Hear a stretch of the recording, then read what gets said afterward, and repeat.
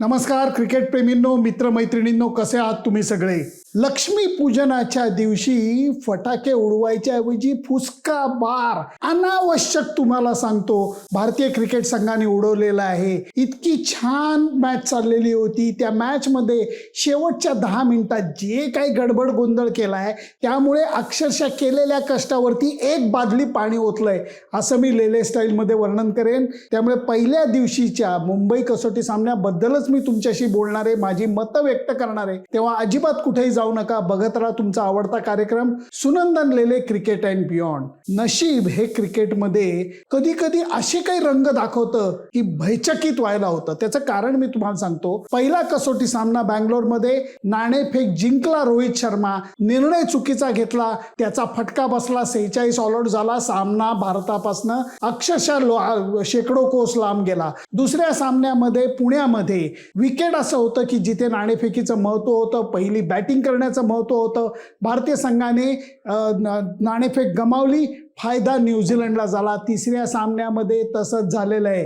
या विकेटवरती वानखेडेच्या मला वाटतं पहिली बॅटिंग करण्याचा फायदा हा प्रत्येक संघाला होणार होता. त्यामुळे भारताच्या बाजूनी नाणेफेक लागते का न्यूझीलंडच्या बाजूनी हे बघायला मी अक्षरशः 9 वाजता टपून बसलेलो होतो. याही वेळेला बरोबर गुगली हा रोहित शर्माला नाणेफेकीने टाकलेला आहे. लॅथमनी परत एकदा नाणेफेक जिंकली, अपेक्षेप्रमाणे पहिली बॅटिंग घेतली आणि त्याच्यानंतर न्यूझीलंड संघाने कष्ट करून, मी परत तुम्हाला शब्द ऐकवतोय, कष्ट करून 235चा धावफलक उभारला. याच्यामध्ये सुरुवातीच्या काळापासून कळत होतं की या विकेटवरती फास्ट बॉलर जरी सुरुवातीला बॉलिंग करत असलेले असले तरी नंतर स्पिनरचा बोलबाला असणार आहे. ही गोष्ट स्पष्ट दिसते की सिराज हा तेवढा प्रभाव भारताच्या विकेटवरती पाडू शकत नाहीये. जिथे विकेटला थोडा बाउन्स आहे, थोडासा कॅरी आहे, तिथे सिराजचा बॉल जास्त चालतो कारण तो डेक हिट करतो. भारताच्या स्लोइश विकेटवरती तुम्ही डेक हिट केलं तरी बॉल निघत नाही, विकेट किपर पर्यंत तो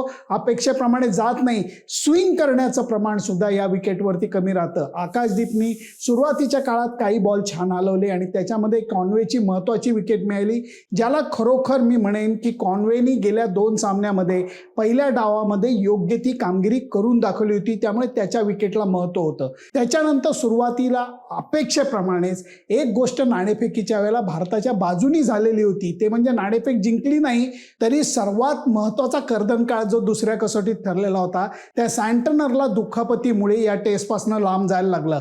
हा फार महत्वाचा निर्णय होता आणि त्याचबरोबर बुमराला सुद्धा विश्रांती देण्यात आलेली होती. त्यामुळे सँटनर बॉलिंगला नाही हे भारतीय संघाच्या दृष्टीने एका अर्थाने थोडंसं सुलक्षण होतं. परंतु जेव्हा अश्विनची बॉलिंग चालू झाली त्यावेळेला जो प्रभाव वाटत नव्हता तो प्रभाव वॉशिंग्टन सुंदर आल्यानंतर लगेच दिसला. त्याचं कारण लॅथमनी हळूहळू आपला जम बसवायला सुरुवात केलेली होती.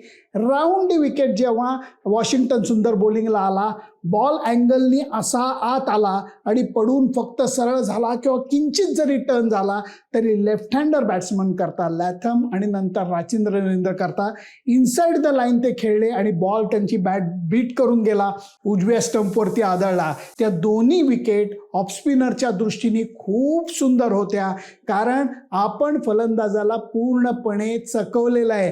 हे जे समाधान स्पिनरला मिळतं त्याला तोड नसते. त्यामुळे राचिंद्र रवींद्र लवकर आऊट झाल्यानंतर थोडीशी दुगदुगी आलेली होती. परंतु विल यंग ज्यांनी गेल्या सामन्यामध्ये चांगला खेळ करून दाखवला होता, तो आत्मविश्वास तो सोबत घेऊन आलेला होता, घाई गडबड करत नव्हता. डेरिल मिचेल त्याला उत्तम साथ देत होता आणि या दोघांनी मिळून एक चांगली भागीदारी उभारलेली होती. अशा वेळेला अश्विनला बॉलिंग देऊन सुरुवातीच्या काळामध्ये रोहित शर्मानी थोडा त्याला एक्सटेंडेड स्पेल दिला. रवींद्र जडेजाला थोडंसं त्यांनी उशिरा आणलं असं माझं मत आहे. तुमचं मत काय कॉमेंटमध्ये नक्की कळवा. परंतु त्याचा परिणाम असा झाला की ते बॅट्समन दोघेही सेट झालेले होते. एकीकडे विल यंग 70चा धावांचा टप्पा ओलांडून गेला होता, जो या विकेटवरती खूप चांगला टप्पा मी मानतो कारण या विकेटवरती पहिल्या दिवशीपासून बॉल वळतो आहे. पहिल्या वेळेला मी प्रिव्ह्यू मध्ये तुम्हाला सांगितलं होतं ही रेड सॉइल लाल मातीची विकेट आहे मुंबईची, जिथे बॉल नुसता वळत नाही तर किंचित उसळी घेतो.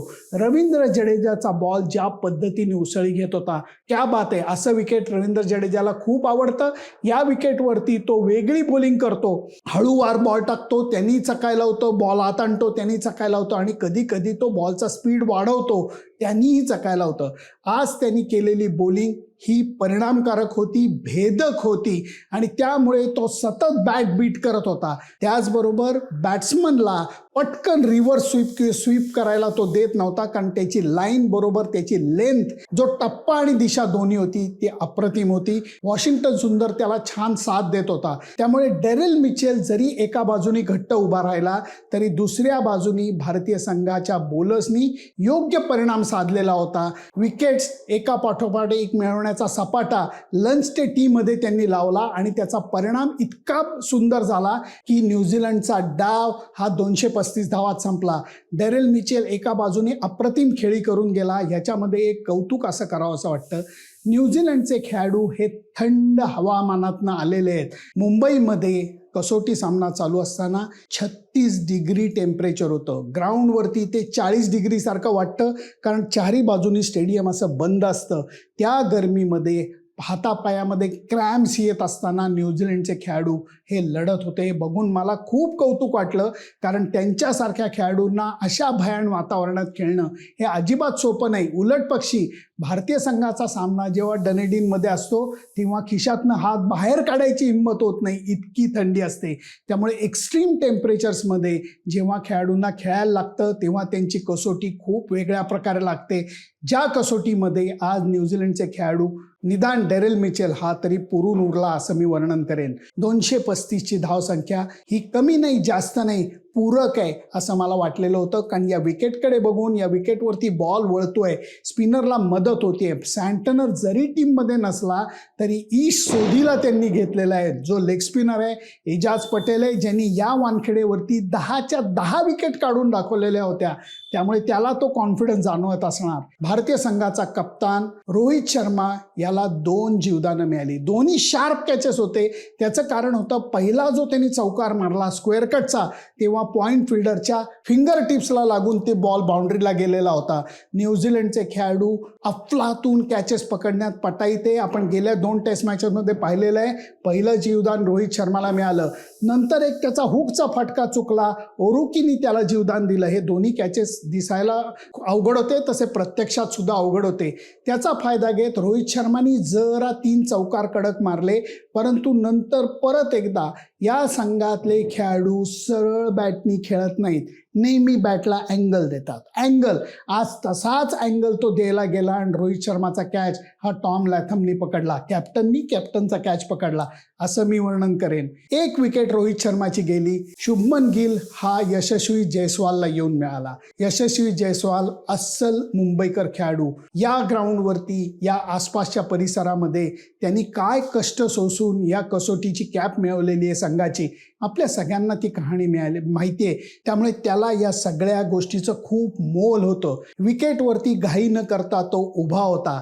शुभमन गिल त्याला चांगली साथ देत होता. एक काळ असा आला होता, 1 आऊट 78चा स्कोर होता. यशस्वी जयस्वाल आणि शुभमन गिल 30 धावा करून खेळत होते आणि त्याच वेळेला यशस्वी जयस्वालनी असा फटका मारला की जर कमल भांडारकर सर किंवा वासू परांजपे सारखे सर असते प्रशिक्षक, तर एक पहिली गोष्ट म्हणजे पृष्ठभागावरती फटका मारलाच असता यशस्वी जयस्वालचा.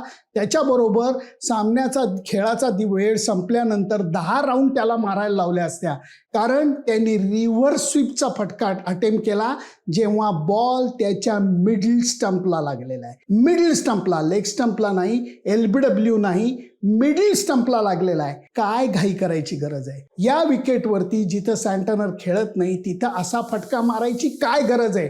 भारतीय संघाने you have to take the game forward. आम्ही पॉझिटिव्हली खेळतो, सगळ्यांना मुक्तपणे खेळायला परवानगी देतो. या गोष्टी किती मान्य केल्या तरी यशस्वी जयस्वालचा आजचा फटका हा त्याला फटका मारण्यासारखा होता असं माझं स्पष्ट मत आहे. मुंबईचे पत्रकार आणि मुंबईचे माजी खेळाडू यशस्वी जयस्वालवर किती टीका करतात हे मला खरोखर बघायचं आहे, कारण ते मुंबईच्या खेळाडूंवरती सांभाळून टीका करतात, बाकीच्या खेळाडूंची चांगलीच चालं काढतात असा माझा एकंदर अनुभव आहे. त्या मला यशस्वी जयस्वालच्या फटक्यावरती मुंबईचे माजी खेळाडू काय कॉमेंट करतात हे मला बघायचं आहे, पत्रकार सुद्धा. त्यामुळे त्याचा परिणाम असा झाला, पुढच्या बॉलवरती नाईट वॉचमन आलेला सिराज LBW झाला. होऊ शकतो. बॉल एजाज पटेलचा चांगला होता, आऊट होऊ शकतो कारण तो काही तरबेज बॅट्समन नाही, पण त्यांनी रिव्ह्यू घेतला. जेव्हा बॉल स्पष्ट स्टंपला लागणार माहीत होता तेव्हा त्यांनी रिव्ह्यू घेतला. दुसरी चूक आणि तिसरी चूक म्हणजे विराट कोहली बॅटिंगला आला आणि नसलेली रन पळताना रनआउट झालेला आहे. 2 आऊट 1 आऊट 78 वरनं पुढच्या 3 विकेट गेलेल्या आहेत, ज्या विकेट अक्षरशः मला असं वाटतं काही कारण नसताना गेल्या आहेत. सिराजची विकेट सोडून द्या, त्याला बॉल चांगला पडलेला होता, एका टेल एंडरसाठी तो बॉल खूप चांगला होता, पण याचं काय, जयस्वालचं काय, विराट कोहलीचं काय, या अक्षम्य चुका होत्या. त्याची किती पाठराखण भारतीय संघाने जरी केली तरी मला ती न पटणारी आहे. त्यामुळे मी जे सुरुवातीला वर्णन केलं, कष्ट करून जी काही गोष्ट मिळवलेली होती, न्यूझीलंडला 235 धावांमध्ये थांबवलं होतं, 1 बाद 78चा स्कोर होता, या सगळ्यावरती 1 बादलीभर पाणी भारतीय संघाने ओतलेलं आहे. त्यामुळे शेवटचा सेशनसुद्धा न्यूझीलंडच्या नावानीच लागलेला आहे. जडेजाला 5 विकेट मिळाल्या, वॉशिंग्टन सुंदरला 4 विकेट मिळाल्या, वेलबोर्ड. पण भारतीय संघाच्या दृष्टीने पहिला दिवस हा चांगला ठरलेला नाही आहे. त्याचं कारण 4 विकेट गेलेले आहेत, त्याच्यामध्ये 3 महत्त्वाचे बॅट्समन आऊट झालेले आहेत. या सगळ्याचा जर का विचार केला तर पहिल्या इनिंगमध्ये भारतीय संघाला आता चांगला धावफलक उभारायला अजून जास्त प्रयत्न करायला लागणार आहेत. हे प्रयत्न साधे सोपे करून चालणार नाहीत. डोकं शांत ठेवून, जागेवर ठेवून हे प्रयत्न करायला लागणार आहेत. त्यामुळे दुसऱ्या दिवशीच्या खेळाची उत्सुकता वाढलेली आहे. न्यूझीलंडच्या किवी पक्षाचे पंख हळूहळू मला दिसायला लागलेले आहेत. माझी मतं मी तुम्हाला सांगितली. तुमची मतं काय आहेत मला कृपा करून कळवा.